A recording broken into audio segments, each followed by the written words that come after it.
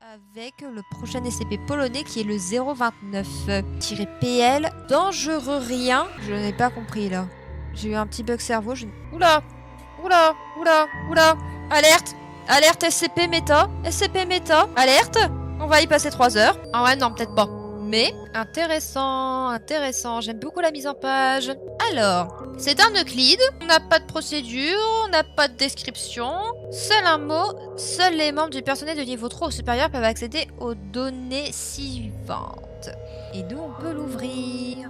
Étant donné la nature du SCP, ce document doit rester dans la forme minimisée actuelle jusqu'à ce que les procédures de confinement spéciales les plus efficaces soient créées. Signé un docteur, et ça a été fait le 15 décembre dans les années 2000. Oh, ne soyez pas comme ça, vous n'êtes juste pas créatif, peut-être avez-vous peur. Est-ce que c'est le SCP qui est en train de nous parler là, avec son écriture rouge? Ouais, j'ai bien l'impression qu'on va avoir des commentaires de la part du SCP.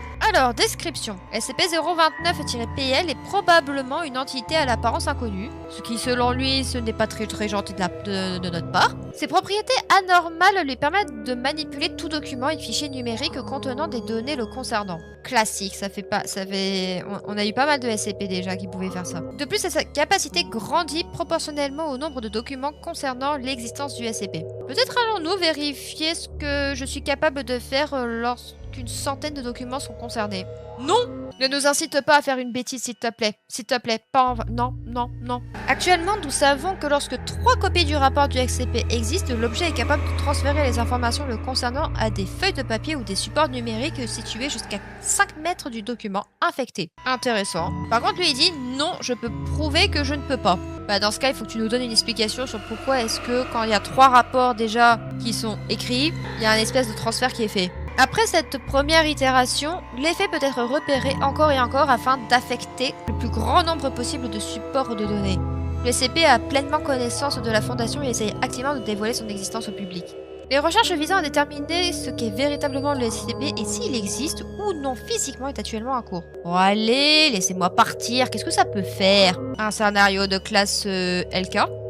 Peut-être? Non, on n'a pas envie d'un tel scénario. Tout document et fichier numérique concernant les données concernant l'objet considéré comme renforçant l'anomalie est désigné comme SCP-029-PL-1. Ok. Procédure de confinement spécial. Tout document concernant l'objet ne doit pas être placé à moins de 5 mètres d'une autre feuille de papier ou d'un appareil permettant de conserver et d'envoyer les données. Informer quiconque ayant un niveau d'accréditation inférieur à 3 sur les détails concernant le SCP est strictement interdit. Vous devriez vraiment me compliquer la vie comme ça?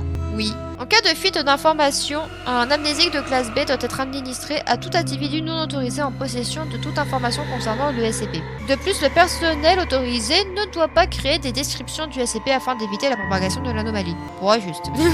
Très bien, donc là on est sur une anomalie qui infecte tout document le concernant. Et qui a la fâcheuse envie de se propager. Bon ça, j'ai envie de vous dire qu'on n'est plus à ça près au niveau SCP.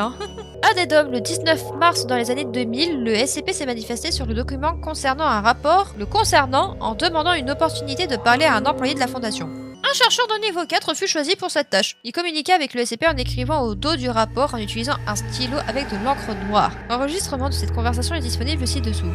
Bonjour SCP. Bonjour, je suppose que vous êtes un chercheur de la Fondation? Peut-être. Pourquoi voulez-vous nous parler? Je suis triste à cause de la solitude que vous me causez. Vous m'avez séparé du reste. Le reste. Vous voulez dire qu'il y a d'autres objets comme vous? Objets? Je vous ai déjà dit que ce n'était pas gentil. Répondez à ma question. Peut-être. Peut-être pas. Vérifiez par vous-même. En outre, vous avez une classification pour ceux comme moi, non? Les objets conspirationnistes. Les mauvaises herbes. Que savez-vous vraiment sur eux? Avez-vous quelque chose en commun à part cette classification? Êtes-vous un groupe organisé? Qui sait? Je dirais seulement que l'on ne vous aime pas beaucoup, mais je suppose que vous n'êtes pas surpris. Comment aimer quelqu'un qui vous garde enfermé? En tout cas, qui essaie? D'ailleurs, merci docteur. Merci, pourquoi est-ce que vous me remerciez? Ah, ce n'est rien, disons que je vous remercie pour cette conversation. Cela m'a permis d'oublier ma solitude au moins pour un temps. Et après, le mec a cessé de répondre. Ok. Immédiatement après, le docteur est sorti de la chambre de confinement. Les feuilles et le papier à proximité ont commencé à se remplir d'informations concernant le SCP. Elles furent toutes rassemblées et brûlées en même temps. Rabat-joie. Après avoir vérifié les habits du docteur, une petite feuille de papier contenant une liste de tous fut découverte au fond de sa poche. Lorsque sa conversation avec le docteur, le SCP a copié une partie des informations le concernant sur cette feuille de papier permettant de les propager à d'autres documents. La liste fut également brûlée et le docteur fut réprimandé. Il me fait un peu de peine, je commençais déjà à l'apprécier. Bah, j'ai bien peur que malheureusement, il ne pourra plus jamais te parler. Le SCP est désormais considéré comme un objet conspirationniste. Sa propagation doit être empêchée à tout prix. Il est nécessaire de rechercher et confiner toute instance du coup du SCP. Donc des feuilles de papier sur lesquelles il y a des informations sur le SCP. J'en ai trop dit, hein, un petit peu. Signé du coup le docteur qui doit être assigné avec à ce SCP. Ça date du 21 mars, donc quelques jours après l'entretien. En vrai, ouais, il est marrant, lui. J'aime bien ses réactions en rouge dans le rapport, c'est trop mignon. En fait, le problème, c'est que le mec, il détient trop d'informations concernant la Fondation. Donc si jamais il se barre dans la nature, il pourrait très bien révéler des choses sur la Fondation. C'est ça dont a peur la Fondation. Le seul truc, c'est que je me demande sincèrement comment, avec les technologies d'aujourd'hui, le SCP ne s'est pas propagé en soi.